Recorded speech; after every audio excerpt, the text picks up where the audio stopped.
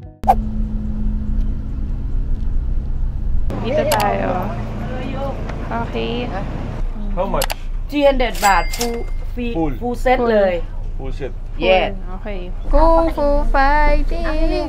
Huh!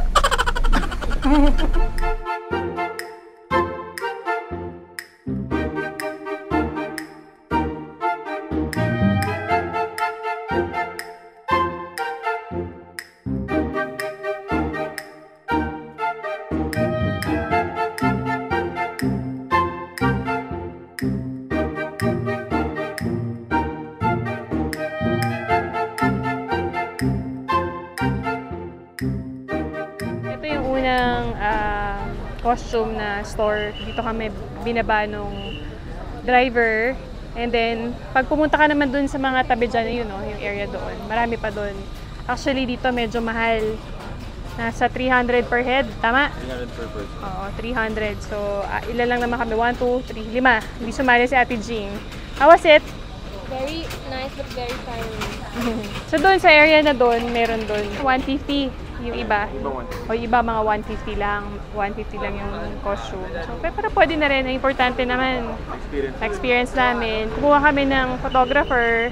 Sila na bahala sa mga areas kung saan kayo magaganda yung mga best shots. Ituturo niya, doon kayo pipicturean. Para makamura kayo, suyurin nyo kung marami kayong oras. Kasi kami dito kami binaba ng driver.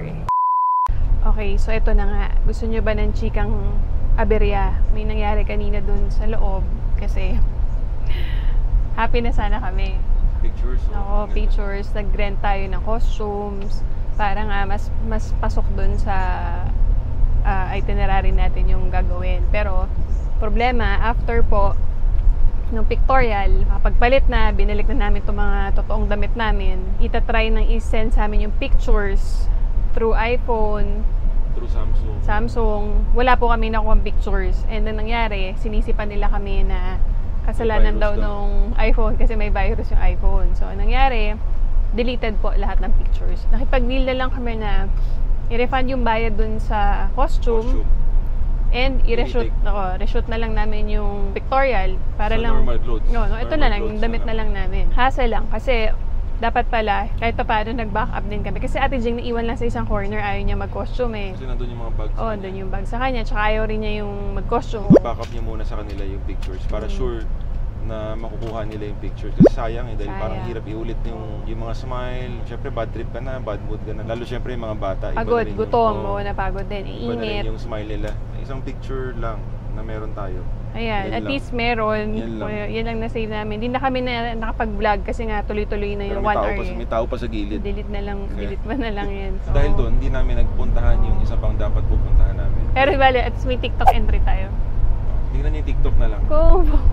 Okay, bye! Yun lang. Dito na tayo sa meeting place. Tama ba? Icon Siam. Ayan, Icon Siam. Pier 4. Grabe talaga init dito, kaya kailangan makasuot nyo.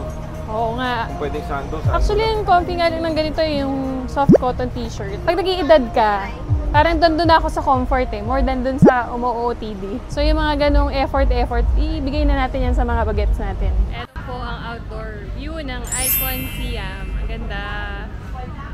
So, nag-aantay lang po tayo para doon sa cruise. So, waiting time muna tayo. Alangka Cruise. So sweet naman. Baka makawala kayo. Okay.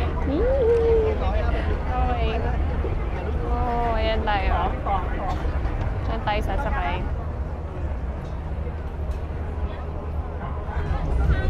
Ayan, ang mga food. Oh, sarap. Wow. Steamed rice.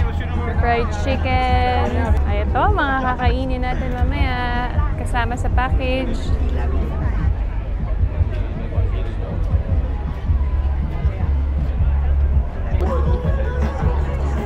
So yan, nag-umpisa na.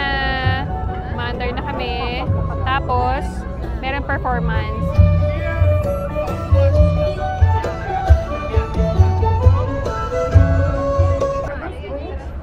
So please mind your heads. Requesting everybody to please take your seats. Upo daw tayo, pero kukuha na ako ng pagkain.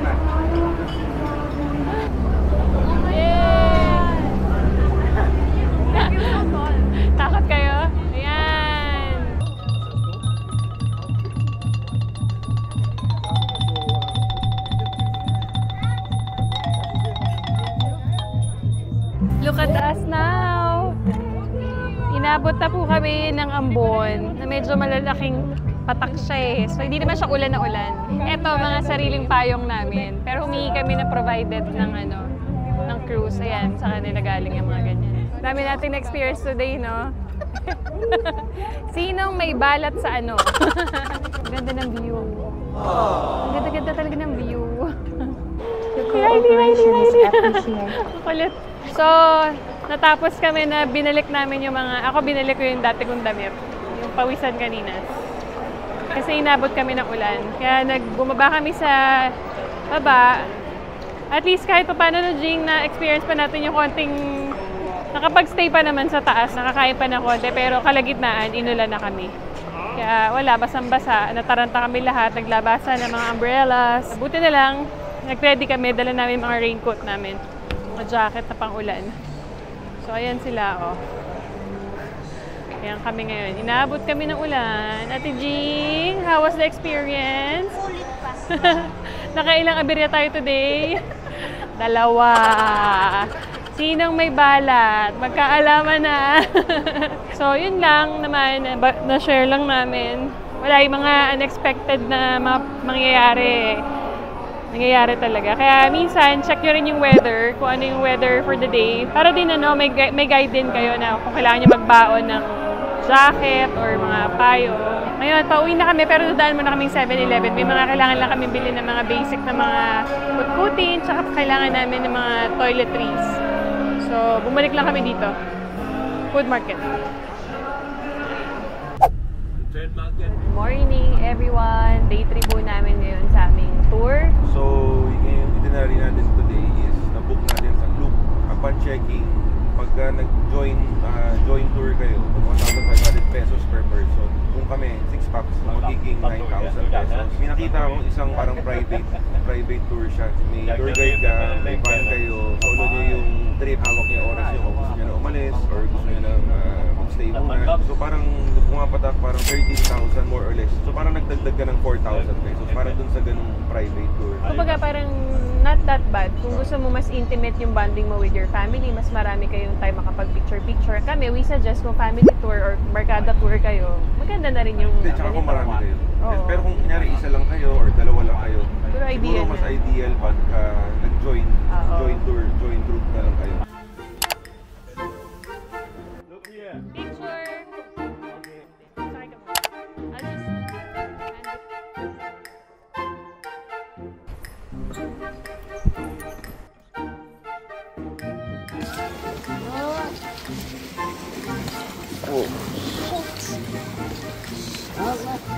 I'll just... Guys, dito kami sa Champuak Camp. So, meron silang mga ino-offer na mga packages. Pero pinili lang namin yung elephant. Maraming packages. May Pack A, Pack B, Pack C, and Pack D. Iba-iba yan. Pwede nyo bilhin yung mga picture sa kanila. So, after this, on the way na, going to floating market. Let's go!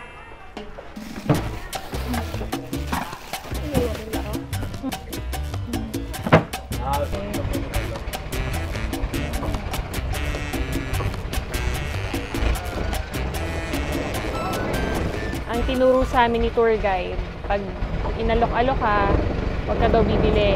Sasabihin mo na lang sa labas ka bibili. Kasi mahal daw ang benta nila sa mga turista talaga. So, good thing, in-advisean tayo ng ating tour guide. Honest naman siya na kung bibili rin lang daw tayo, it's better to buy outside na lang.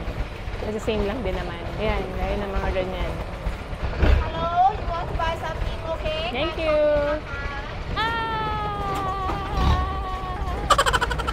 Galing ah! Akala mo magbabanggaan. Nasa city na. Okay, guys! Welcome to Floating Market! Oh, boing! Oh, ito pa. Boing! Boing! Ang dami-daming tindahan.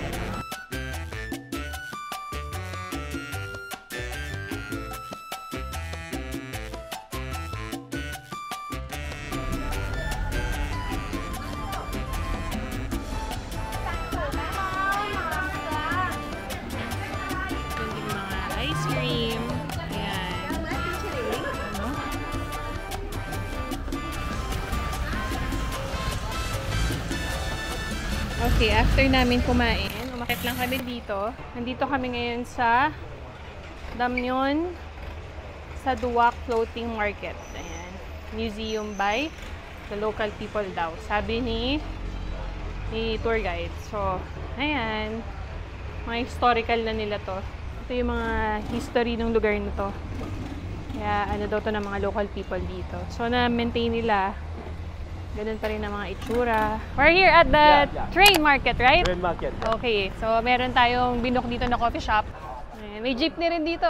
Tingnan nyo. Mabuhay! Parang jeepney sa atin, di ba? So, today, dadating ang train ng 2:30 p.m. So, dapat alamin nyo yun. And then, kung meron kayong tour guide, siya lahat mag-organize yan. And then, ibubuk niya yung upuan nyo. Pwede ka doon sa labas para makita. Ayan na siya!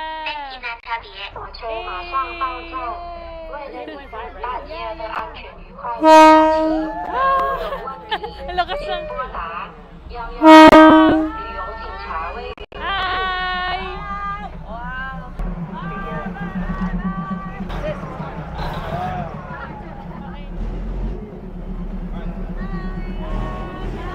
Okay, nagkakagulo na tayo. Balik na ang mga trapal. Bilis na pangyayari, oh. Ayan, binalik na agad nila, oh. Oh, ayan, oh. Galing, no?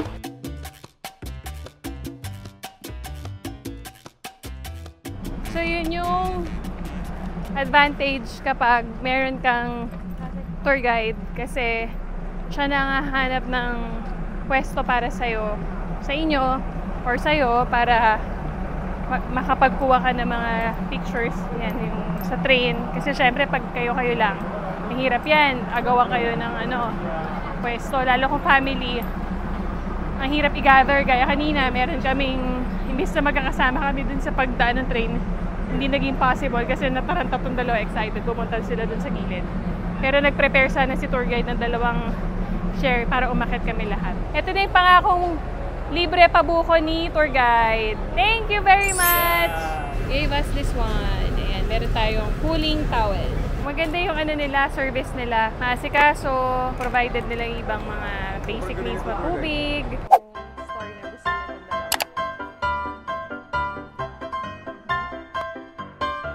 O, anong plano? So, maging hiwa-hiwalay muna. Sama mo si Riley, si Rain Sophie, mag-iikot pa. And si Ate Jing mag-iikot din yan mag-isa. Tawagan na lang kami. Ako ang tagapagbantay. Ay, nabububab sa akin to. Ayan, kumuha ka para join the club ka. Masali ka din. Ayan, go. Dali, para join ka. Matutuwa si Rain. Sabay sa trend si Ate Jing. Papahuli ba tayo? Ang nabili ko naman, mga ternong pajama. Mura lang siya. Nabili ako ng mga 5 sets of pajama. Yung tela na gusto ko kasi shalis ba tawag doon, yun yung mga nabili ko. Kasi minsan pag nag-order ako online, laging error yung mga nabibili ko. So masaya ako na nakapunta ako sa ganung lugar ulit. Tapos nabili ko lang kung ano yung kailangan ko. Hi guys! Nandito kami ngayon sa Siam Premium Outlet. Hindi pa namin ito napuntahan ni Elton nung unang visit namin dito sa Bangkok. So gusto namin silipin kasama ng kids para din makatingin-tingin. Nag-book kami ng Bolt Cabions para mas nakamura kami kasi pwede ka mag-shuttle papunta dito eh. Pero dahil pag shuttle naman, per head ang bayad. Ito, package na. Tapos, mas nakasave talaga kami.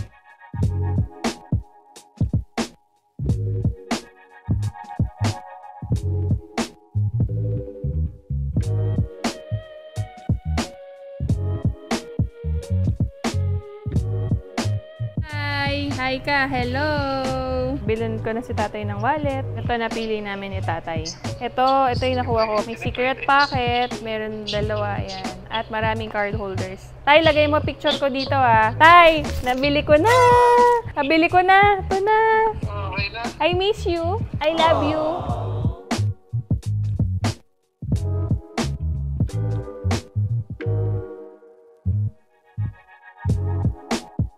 Hi guys! Jing. Tayong 2 lang. Ito na nga. So, bumukod lang kami ni Ate Jing kasi yung 3 bata may gustong puntahang lugar na picture taking sila. So, parang si Rain, more on si Rain, si Sophie may gusto nun. Si Riley, isama na lang din sa kanila. Para kami ni Ate Jing, pupunta kami Platinum. Bibili kami ng mga yung pantalon na mga may elephant design. So, mga konting pampasalubong ni Ate Jing. Ako din yung mga, ano yun, kutsi-kutsi. Yan, gusto kong bumili ng mga abubot. Mga pasalubong sa mga pamangkin. Dalawa lang kami pag kami nagka-aberya. Mamaya ma-headline na lang kami ni Ate Jing. Naitapon na kami sa ilalim ng tulay. Tumakas kami dalawa. Jing, bahala sa akin, ha? Sabi ko, magtuktok kaya tayo, Jing, pag pauwi ng hotel. Malapit lang naman actually yung mall sa hotel namin. Kaya lang sabi na, doon ka naman kayo, mag-oyo pa kayo, ha? And narating namin ng Platinum. Pwede na tayong bumiyahin dalawa. Pwede na. Ang saya naman.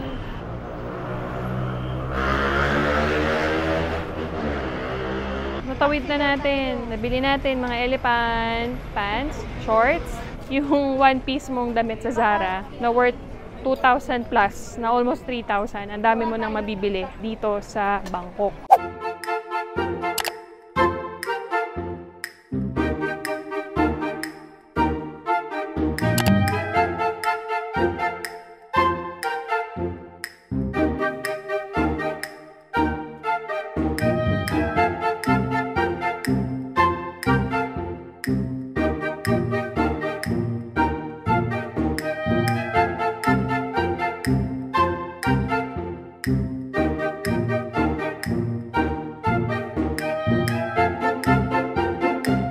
All aboard! Naka first class kami. Ready to go back to Manila. Excited na kayo bumalik? Jing, iwan na?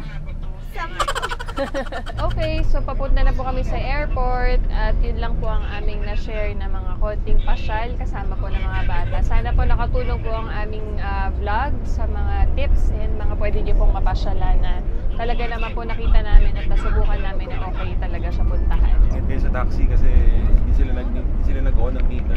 Ay, opo, yun po pala. So, paghagil kayo sa price. Yun, or Saka mas safe yung yung Bolt or kaya yung Grab. Si Elton po nakapag-gamit siya ng Bolt na app. Ako naman nakapag-Grab kami ni Ate Jing. Mapa Pilipinas hanggang Bangkok. So bago kayo mag-check-in, punta kayo dito. VAT refund sa mga tourist tax refund. So dito po yan sa malapit sa entrance 10, row W. Dulon-dulo po siya. Dito siya nakapwesto. Dala niyo muna yung mga maleta. Dapat alam niyo kung saan niyo nilagay yung mga items na may tax refund kasi pwede nilang tanungin kung nasaan. Minsan sinisili po nila. And eto na po, boarding na po kami and sana po meron po kami mga naitulong na travel tips po para po sa inyo. And na-enjoy niyo po ang aming travel vlog with the whole fam. Sana po napangiti po namin kayo at naipasyal na rin namin kayo at the same time. And please, like, share, and subscribe po sa aming family vlog. Roxanne Gidaoya. Thank you! Bye!